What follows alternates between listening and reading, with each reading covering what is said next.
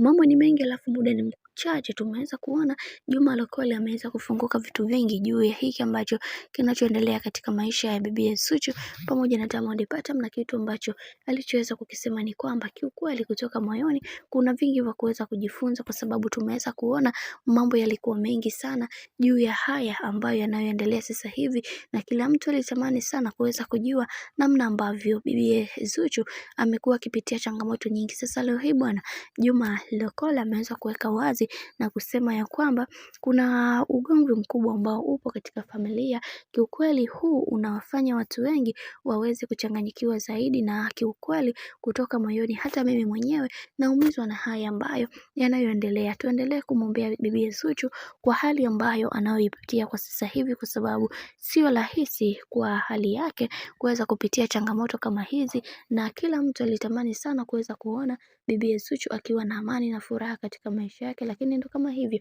mambo yanazidi kuharibika kadri siku zinavyozidi kwenda, na kila mtu anamuona kama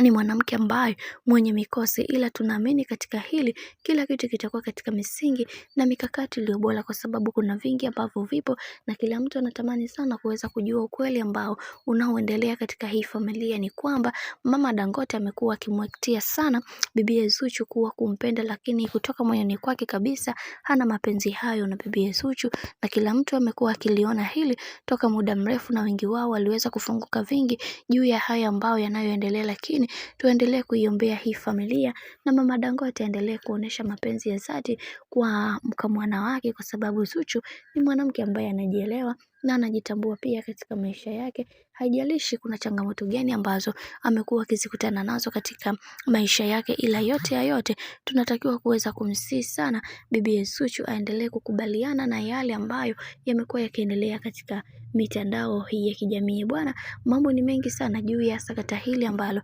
limekuwa likiendelea katika mitandao ya kijamii, na kila mtu alitamani sana kuweza kuona bibi Zuchu hata siku moja akaweza kuzungumza kitu kutokana na hizi skendo ambazo zimekuwa zikiendelea kuzungumzwa katika mitandao ya kijamii, kwa sababu hii sasa imezidi na imekuwa too much kwa upande wa bibi Zuchu. Bwana, mambo ni mengi, rafu muda ni mchache.